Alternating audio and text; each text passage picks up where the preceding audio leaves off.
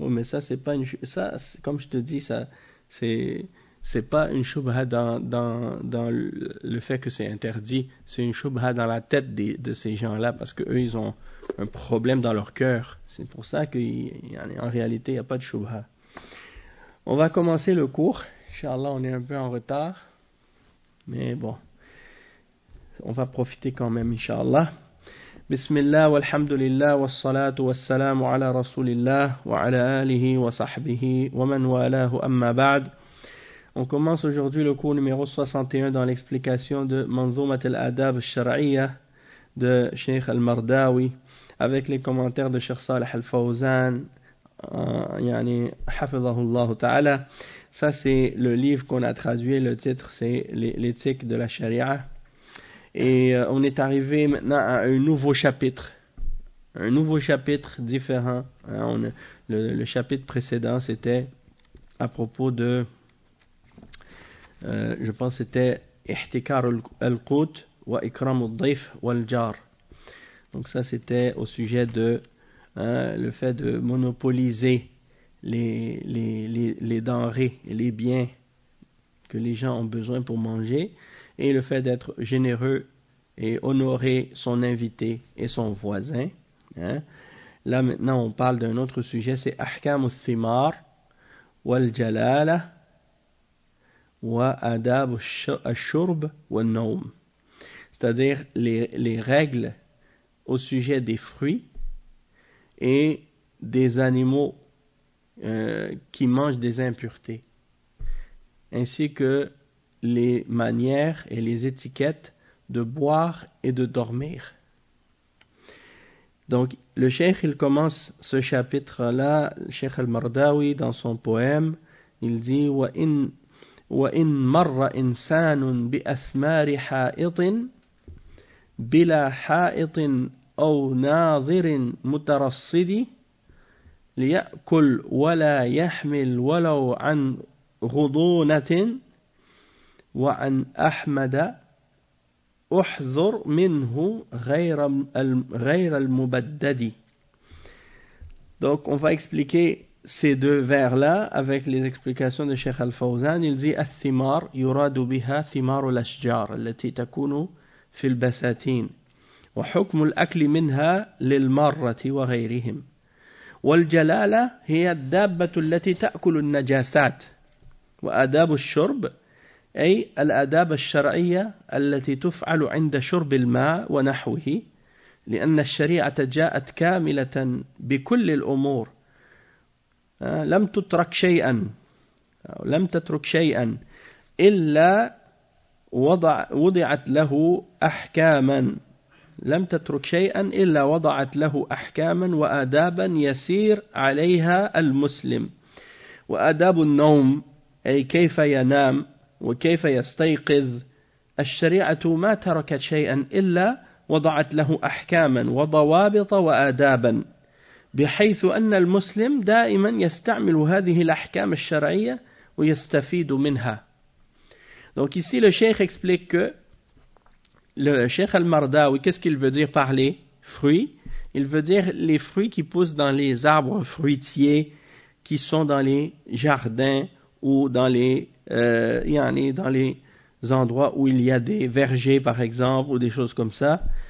Et que qu'est-ce qui est permis pour quelqu'un qui passe par là de manger de ces arbres-là? Si tu passes à côté d'un arbre fruitier, est-ce que tu as le droit de manger des fruits de cet arbre-là ou non? C'est quoi les règles à ce sujet-là? Et al-jalala, c'est l'animal qui mange des impuretés. Peu importe l'animal. Ça peut être un poulet, ça peut être un mouton, ça peut être un autre animal, mais qui mange des impuretés. Non, le cochon c'est haram. On parle d'un animal qui est halal et qui mange des impuretés. Qu'est-ce qu'on a le droit? Est-ce qu'on a le droit de manger cet animal-là ou non? Ok. Et adab al-shurb, c'est-à-dire les manières et les étiquettes de boire en islam. Quand on boit de l'eau ou quand on boit du jus ou du thé, peu importe qu'est-ce qu'on boit de halal. C'est quoi les étiquettes à respecter? Et le cheikh, il dit ça, c'est parce que dans l'islam, toutes les règles ont été clarifiées. Et la charia est complète. Elle explique tout. Elle n'a rien laissé sans établir des principes et des règles et des étiquettes à respecter pour le musulman. Et aussi les règles du sommeil, comment on dort. Il y a des règles à respecter comme ça. Et quand on se réveille, c'est quoi les choses à faire au moment du réveil. La charia n'a rien laissé. Elle a mis des règles et des principes et des manières à suivre dans ces choses-là. Donc, le musulman, il doit vivre selon ces règles-là et profiter de ces règles-là. Et non pas se baser sur, par exemple, les règles, qu'est-ce que les koufars, comment eux, ils vivent. Et c'est rendu maintenant que les musulmans, souvent, pas tous, mais beaucoup de musulmans, ils se basent sur qu'est-ce qu'ils voient dans les films, les koufars. Et ça, j'ai remarqué ça surtout dans les mariages, par exemple. Tu vois, quand il y a un mariage, les femmes, quand elles se marient, les chrétiens, elles prennent un bouquet, puis après, elles lancent le bouquet par derrière, et puis là, les femmes qui sont là, elles essaient de l'attraper. Maintenant, tu vois que dans les mariages, des femmes musulmanes, elles font ça aussi. Et les robes blanches, bon, ça, c'est comme si l'image de la robe de mariée, là, puis elles veulent imiter qu'est-ce que les femmes chrétiennes font dans ces mariages-là, et tout ça. Alors que dans l'islam, c'est pas nécessaire que ce soit comme ça. Les musulmans, nous-mêmes, on a nos propres coutumes, nos propres traditions qui sont en accord avec l'islam. On n'a pas besoin d'imiter les autres. Ok, donc ensuite, le cheikh, il mentionne à propos... donc ça, c'était pour expliquer le titre. Maintenant, pour expliquer les deux premiers vers, le cheikh Al-Fawzan, il explique, il dit إذا مر الإنسان ببستان مثمر إما نخيل أو أشجار مثمرة مما يؤكل فإن كان هذا البستان ليس عليه حائط أو ما يمنع الدخول إليه وليس عنده حارس فللمار أن يأكل من ثمره بفمه فقط لا يحمل منه شيئا فإن كان عليه حائط فلا يدخله إلا بإذن صاحبه لأنه ما وضع عليه الحائط إلا لأنه لا يريد أن يأخذ منه شيء وإذا كان لم يكن عليه حائط ولكن عنده حارس فالحارس يقوم مقام الحائط ما وضع صاحبه الحارس إلا لأنه يريد أن لا يؤخذ منه شيء نعم وهل لا يأكل إلا مما تناثر في الأرض أو يأكل من الشجر بأن يتناول من الشجر قولان في المذهب القول الأول أنه لا يأكل إلا مما تناثر ولا يأخذ من الشجرة أو يأخذ من الغصون وإنما يأكل مما تساقط في الأرض والقول الثاني أنه لا بأس أن يتناول من الأغصان ومن قنوان النخلة من غير أن يصعد بأن تكون النخلة قريبة لا تحتاج إلى صعود فإن كانت تحتاج إلى صعود فهذا مثل الجدار ومثل الحارس لأنها أحرزت نفسها.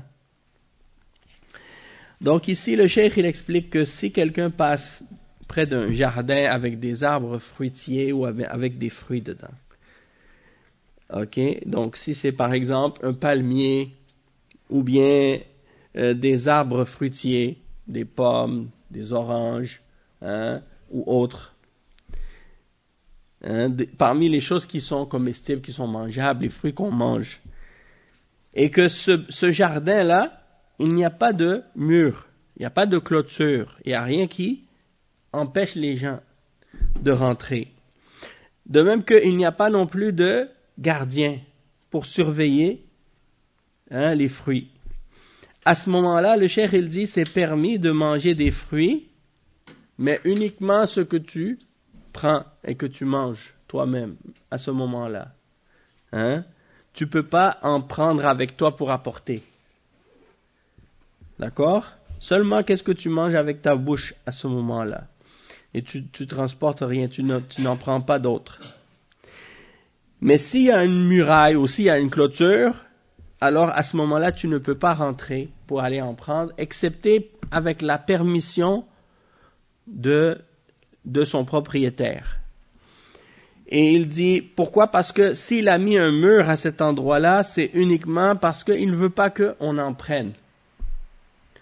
De même que s'il n'y a pas de mur, mais qu'il y a un gardien qui surveille le terrain, où il y a les arbres fruitiers ou les fruits, à ce moment-là, le gardien, il prend le même rôle que le mur.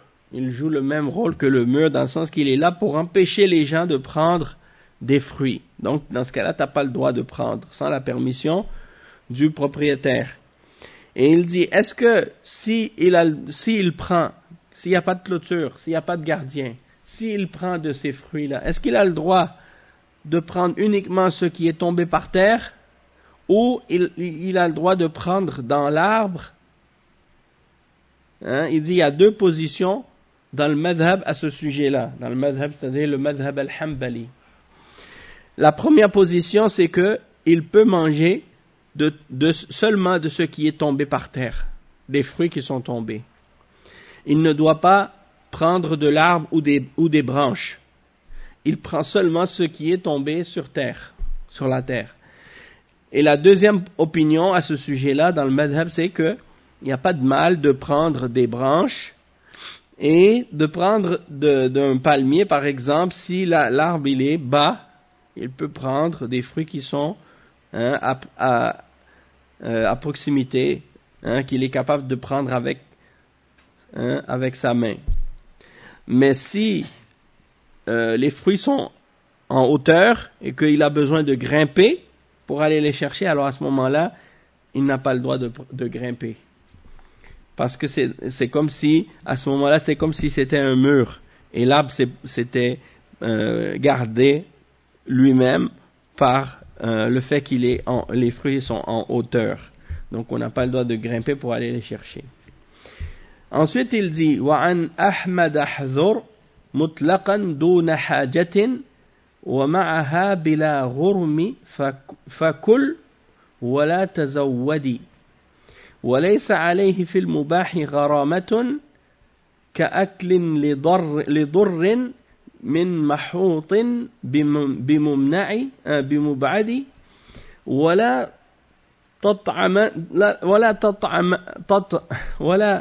تطعما من در أنعام غائب وزرع بحب الرطب منه بأوكد. Je m'excuse pour ma lecture des poèmes.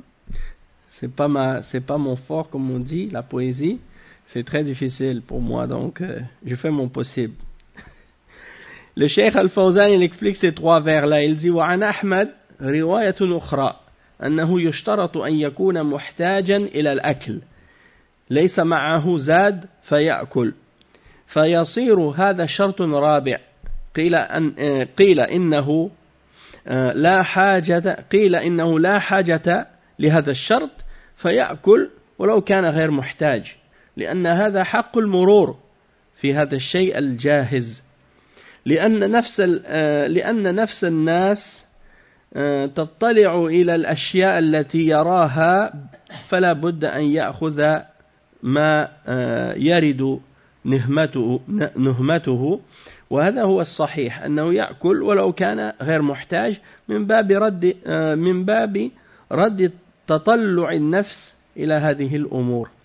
Donc il y a une narration de l'imam Ahmed qui mentionne que il faut qu'il y ait aussi un besoin de manger pour pouvoir prendre de ces fruits-là, et que ça c'est une quatrième condition. S'il n'a pas besoin de manger, alors dans ce cas-là il ne doit pas en prendre. Hein? Il faut donc c'est quelqu'un comme par exemple qui n'a pas de provision. À ce moment-là, il a envie de manger, alors il en prend parce qu'il a besoin de manger. Donc c'est une quatrième condition. Et il y en a d'autres qui ont dit non, c'est pas nécessaire on n'a pas besoin de cette condition-là parce que il peut manger même s'il n'a pas besoin. Hein? Le fait que ça fait partie du droit de passage. Lorsqu'il passe et il voit ce fruit-là qui est prêt, qui est mûr, hein? En lui-même, il a cette envie-là de le manger. En le voyant, il veut le prendre. Donc, il n'y a pas de mal. Hein? Et il dit, c'est ça l'opinion qui est correcte. Il peut en manger, même s'il n'a pas besoin, hein, même s'il n'a pas faim, par exemple, qu'il n'est pas affamé ou qu'il n'a pas de provisions, il peut même s'il a des provisions, il peut en manger pour enlever en lui cette envie-là ou bien cette envie de manger ce fruit-là. Il dit ensuite, وَلَيْسَ عَلَيْهِ غَرَامَةٌ إِذَا أَكَلَ بِهَذِهِ الشُّرُوطِ فَلَيْسَ عَلَيْهِ غَرَامَةُ مَا أَكَلَ أَمَّا إِنِ اخْتَلَّ شَرْطٌ مِنْ هَذِهِ الشُّرُوطِ فلا يجوز له أن يأكل وإذا أكل فإنه يغرم المثل أو القيمة لأنه أكل من مال الغير وغير مأذون به شرعا فيرغمه.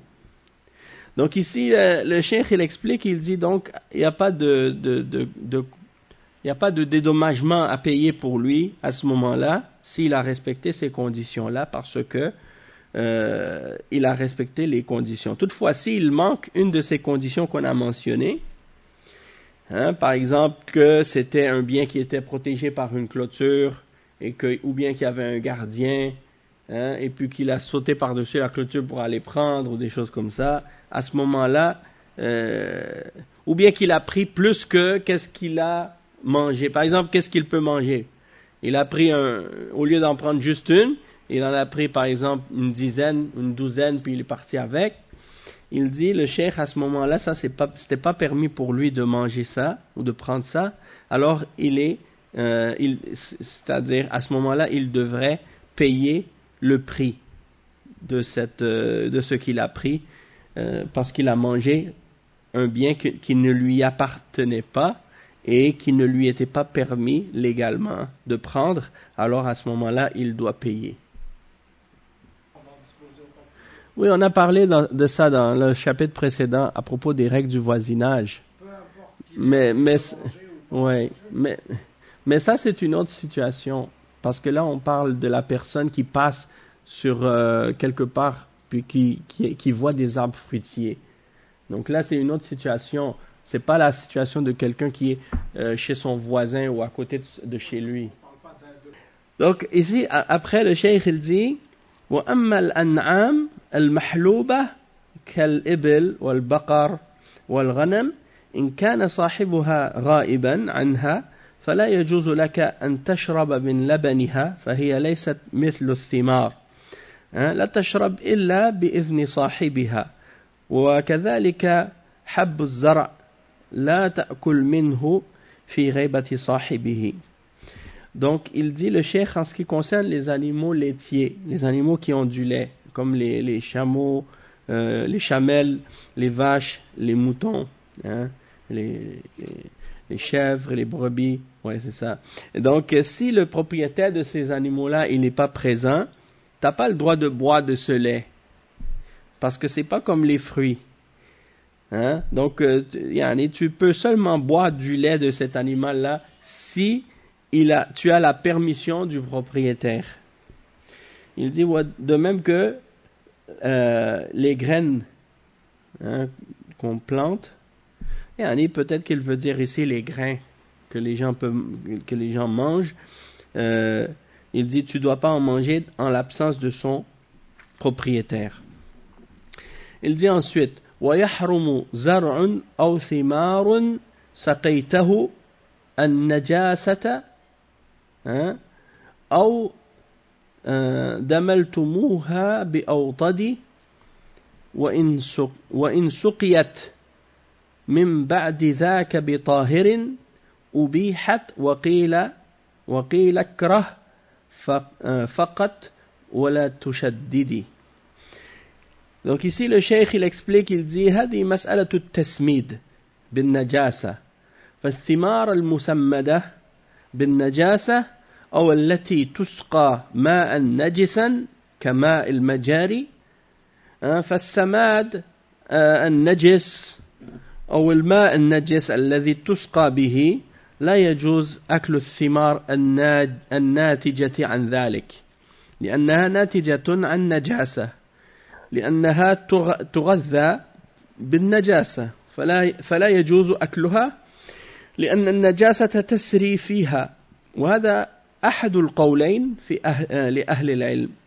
والقول الثاني أنه لا بأس أن يأكل مما سمد بالنجاسة أو سقي بالماء النجس، لأن النجاسة قد استحالت والنجس يطهر عندهم بالاستحالة. Donc ici le cheikh il parle du fait que par exemple des fois quand on cultive des légumes ou des choses comme ça, des fruits, on utilise des engrais, et l'engrais parfois on utilise des impuretés comme engrais. Oui, c'est ça. Oui. Donc il demande, il dit est-ce que il dit donc les engrais, les fruits qui ont été cultivés et qui ont été nourris avec des engrais impurs ou qui ont été abreuvés avec de l'eau impure, comme l'eau des conduits qui sortent des maisons ou des choses comme ça, est-ce que cet engrais impur là ou cette eau impure, est-ce que c'est permis de manger les fruits qui ont poussé de cet engrais là? Donc le cheikh il dit, certains ulama ils disent que c'est pas permis de manger de ces fruits là et de ces choses là, de ces récoltes là, parce que elles sont le produit de qu'est-ce qui a été nourri par des impuretés. Donc ils disent que c'est pas permis de les manger parce que l'impureté elle traverse, elle rentre dans ces fruits là ou cette nourriture là. Ça c'est une des deux positions par rapport à cette question chez les hommes de science. Toutefois, il y a une autre position chez les ulama qui dit qu'il n'y a pas de mal de manger des fruits ou des légumes qui ont été nourris avec des engrais d'impureté ou de l'eau impure, parce que c'est quelque chose qui est transformé par la suite avec la terre. Ça se transforme chimiquement. Et à ce moment-là, ça devient quelque chose de pur. Et c'est une règle dans la charia que qu'est-ce qui est transformé chimiquement, eh bien c'est purifié. Ils disent al-istihalatu mutahhiratun. Donc quand quelque chose est transformé chimiquement, il devient quelque chose d'autre. Donc il n'est plus considéré à ce moment-là impur. Naam. Oui, la gélatine, ça c'est un autre exemple de qu'est-ce qui est transformé. Et les ulama ils disent que la gélatine elle est halal justement parce que c'est quelque chose qui est transformé. C'est comme le vin quand il se transforme en vinaigre. À la base l'alcool c'est haram, mais quand ça se transforme en vinaigre, ça devient halal. Ouais, mais c'est transformé chimiquement, ça reste. La base c'est fait à base de. Oui, mais il y a une réaction chimique qui s'opère, mais oui. En tout cas, je suis pas chimiste, mais c'est ce que des savants ont expliqué. Donc moi, je me réfère à ce que des ulama ont dit. En tout cas, ensuite le cheikh il dit donc وأما إذا سقيت هذه الأشجار أو هذا الزرع بماء طاهر بعد سقيه بالنجس فإنه يزول التحريم لأنه الماء الطاهر أزال النجاسة فلا كراهة في أكله. وقيل يكره أيضا حتى ولو سقي بالطاهر. وهذا يدل على أن الشرع يحرص على الطهارة وعلى أن المسلم يأكل من الطيبات. قال تعالى يا أيها الرسل كلوا من الطيبات واعملوا صالحا. وقال تعالى يا أيها الذين آمنوا كلوا من طيبات ما رزقناكم يسألونك ماذا أحل لهم قل أحل لكم الطيبات ويحل لهم الطيبات ويحرم عليهم الخبائث فشرعنا جاء بأن نطعم وأن نشرب من الطيبات المباحات وحرم علينا الخبائث. Donc le cheikh il dit tandis que si les arbres et les fruits ont été abreuvés et nourris avec quelque chose de pur par la suite. Donc si au début c'était nourri avec des engrais impurs et de l'eau impure, puis que par la suite on les a abreuvés avec de l'eau pure, eh bien les ulama ont dit eh bien ça enlève l'interdiction. Pour ceux qui disent que c'est interdit, eh bien ils disent que ça fait en sorte que l'interdiction elle est levée. Parce que l'eau qui est pure, elle enlève l'impureté, donc il n'est plus déconseillé par la suite à ce moment-là de le manger. Et certains disent il est détestable de le manger jusqu'à ce qu'il soit abreuvé par de l'eau pure. Et le cheikh il dit ça nous montre que notre religion, notre révélation dans la charia nous incite à la pureté et que le musulman mange uniquement de ce qui est pur. Et il mentionne des versets à ce sujet-là, donc le verset 51 dans Surat Al-Mu'minun, dans lequel Allah Azza wa Jal dit, ce qui signifie « Oh, vous les messagers, mangez des bonnes choses et faites des bonnes œuvres. » Et le verset 172 dans Surat Al-Baqarah, « Oh, vous qui avez cru, mangez des bonnes choses de ce que nous vous avons donné comme subsistance. » Et le verset 4 dans Surat Al-Ma'ida, « Et il te demande ce qui leur a été rendu licite, dit, vous a été rendu licite les bonnes choses. » Et le verset 157 dans Surat Al-A'raf, on vous a rendu licite les bonnes choses et on vous a interdit les mauvaises. Donc notre législation, notre religion nous ordonne donc de manger ce qui est bon et de boire ce qui est bon et de ne pas manger ce qui est mauvais. Et que tout ce qui est mauvais, c'est interdit pour nous. Ensuite, il parle d'un autre sujet. Il dit وَمَا كَانَ أَوْفَى قُوتِهِ مِنْ نَجَاسَةٍ وَقِيلَ كَثِيرًا مِنْهُ حَرِّمْ بِأَوْكَدِ.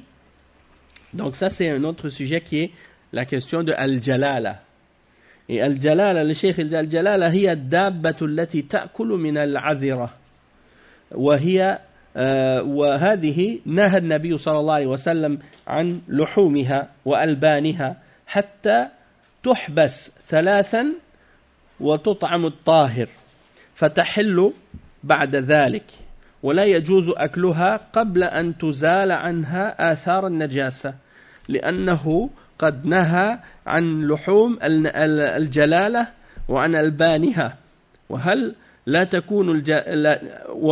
تكون جلالة إلا إذا كان أكثر أكلها من النجاسات أو يكفي ولو مرة. هذا معنى كلام الناظم أو لا بد أنه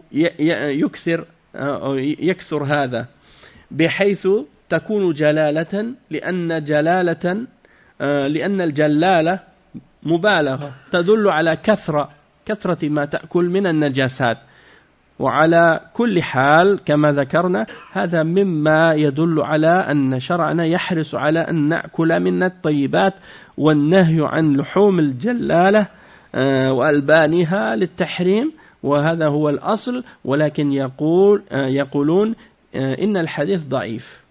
ولكن إذا نظرنا إلى الآيات ويحل لهم الطيبات ويحرم عليهم الخبائث كلوا من طيبات ما رزقناكم ويسألونك ماذا أحل لهم قل أحل لكم الطيبات فإنه يتقوى هذا الحديث بهذا الأصل. Donc le cheikh il parle ici de Al-Jalala. On a dit Al-Jalala c'est l'animal qui mange des saletés, des impuretés. Et il dit que le prophète sallallahu alayhi wa sallam avait interdit de manger un animal qui se nourrit d'impuretés et de choses sales jusqu'à ce qu'il soit retenu, empêché pendant 3 jours de manger que des choses pures. À ce moment-là, après, il devient licite encore. Mais on n'a pas le droit de le manger avant que on ait enlevé de cet animal-là les traces de cette impureté-là, c'est-à-dire avant 3 jours. Mais c'est pas juste le canard. Une poule là, si tu la laisses dans un endroit où il y a plein de saleté, elle va manger n'importe quoi. Oui, ouais. Donc le ver ça va, mais c'est-à-dire si elle mange des choses impures là ou des choses sales, à ce moment-là, même le prophète sallallahu alayhi wa sallam, il a vu une fois une poule qui mangeait des saletés, il a dit je mange plus de poulet. Allahu a'lam. En tout cas, un animal qui est certain qu'il mange des impuretés, c'est le cochon. Il n'y a pas plus cochon que le cochon. Hein? Allah musta'an. L'âne? Ouais, ok. Donc c'est ça, l'âne, c'est pas permis de le manger de toute façon. Le prophète sallallahu alayhi wa sallam, il l'a interdit. Est-ce que tu peux purifier l'impureté alors qu'elle est impure en elle-même? Non, il n'y a rien qui peut purifier le cochon, peu importe. Il est en lui-même impur, alors tu ne peux pas le purifier. C'est-à-dire que c'est une impureté en soi. Non, laisse faire. Quand j'étais petit, je suis allé dans une ferme et on nous a fait nettoyer la porcherie. Et une porcherie, c'est l'endroit où vivent les porcs. Et c'était, en tout cas, je vais pas décrire parce que je veux pas vous dégoûter. Et je veux pas vous dégoûter en même temps aussi. Je sais peut-être qu'il y en a qui sont en train d'écouter alors qu'ils sont en train de manger. Donc on va pas parler de ça. Mais tout ça pour dire, yani, Allah al-Musta'an, j'avais des bottes de caoutchouc et il y avait un trou malheureusement dans la botte. Et c'est après que j'ai réalisé. En tout cas. Donc, effectivement, et même que, en tout cas, je veux pas vous dégoûter, donc je vais pas parler de ça du tout, car là nous préserve l'âme. Parce que les porcs, c'est des omnivores. Les porcs, c'est des omnivores, ça veut dire ça mange tout. Ça mange de la viande, ça mange des légumes, ça mange tout, même des choses impures. Donc, c'est pour ça, une des raisons pourquoi aussi c'est interdit. Parce que en général, tous les animaux qui sont carnivores, en islam, on n'a pas le droit de les manger. C'est pas seulement les porcs qu'on n'a pas le droit de manger. On n'a pas le droit de manger les chiens, on n'a pas le droit de manger les chats, on n'a pas le droit de manger les animaux carnivores. Il y a des peuples, parmi les peuples des mouchriquines, ils mangent tout ce qui existe et qui marche sur 4 pattes. Tout ce qui bouge, oui. Et ouais, non, c'est ça. Donc, tout ça pour dire, yani, c'est sûr que c'est pas tout le monde qui mange dans ces pays-là toutes ces différentes sortes de nourriture-là, mais disons que il y a certaines catégories d'entre eux qui, effectivement, ils ont disons, ils ont ce genre de goût-là. En tout cas, c'est un peu étrange, mais ils mangent de tout. Alors que dans l'islam, non, on a le droit de manger que de ce qui est pur et de ce qui est bon. Et la question ici, c'était, en fait, il dit c'est cette interdiction-là de manger les animaux ou de boire le lait des animaux qui ont mangé des impuretés, hein, jusqu'à ce qu'ils soient purifiés pendant 3 jours. Eh bien, ça, c'est, est-ce que c'est juste s'ils ont mangé une fois seulement des impuretés, ou bien il faut que ce soit quelque chose qui se répète plusieurs fois.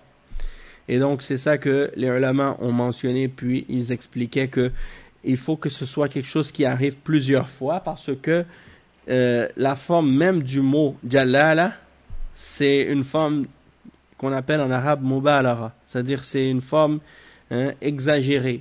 Donc ça veut dire qu'il faut que ce soit quelque chose qui s'est répété beaucoup, que l'animal ait mangé beaucoup d'impuretés. Il dit, et de toute façon, ça indique que pour nous dans l'islam, notre religion, elle insiste à ce qu'on mange que des bonnes choses, hein, que des choses qui sont bonnes pour la santé. Et à notre époque, malheureusement, beaucoup d'entre nous, on mange que des choses qui sont mauvaises pour la santé, même si elles sont halal, mais parfois c'est halal, mais c'est pas bon, nécessairement toujours santé. Hein? Il y a des gens qui mangent des nourritures extrêmement salées, il y a des gens qui mangent des nourritures extrêmement sucrées, et à cause de ça, ils sont malades. Donc les produits salés, comme tu dis, ça fait monter la pression artérielle. Et les produits sucrés, ça aussi, ça c'est pas bon pour la pression, c'est pas bon pour le sucre. Il y a beaucoup de gens, à cause de ça, ils font du diabète. Hein? Les boissons gazeuses. Ça, tu vois ça, même dans les pays musulmans, les gens, ils boivent beaucoup de boissons gazeuses, alors que c'est extrêmement sucré. Tu vas voir que dans une canette, peut-être qu'il y a peut-être entre 30 et 40 grammes de sucre. Et si tu prends une balance et que tu prends du sucre et tu mets sur cette balance-là, 10% de sucre. C'est plus qu'une portion. 10 carrés de oui, sucre. 10 carrés de sucre. L'autre jour, je l'ai fait avec ma petite fille à la maison parce que j'utilise les carrés de sucre pour mettre dans le café des fois. Alors là, qu'est-ce que j'ai fait? J'ai pris la canette pour montrer à ma fille. J'ai dit, regarde combien de grammes de sucre dedans. Après, j'ai pris la balance et j'ai mis les carrés de sucre. J'ai dit, regarde. Et là, on le mettait jusqu'à ce que ça arrive à la quantité qui fait le nombre de grammes. Et puis, elle a réalisé, effectivement, subhanallah, c'est du sirop. C'est pas un breuvage. Hein? Et ça, c'est très mauvais pour la santé.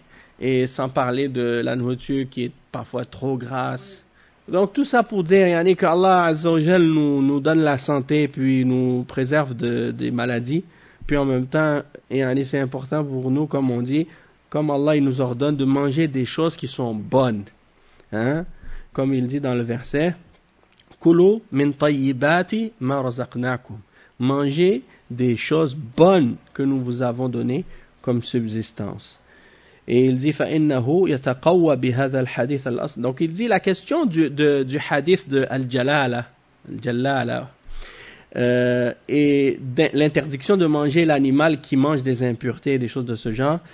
Il dit que il y a les ulama qui mentionnent que le hadith en question, il n'est pas authentique. Il est daïf.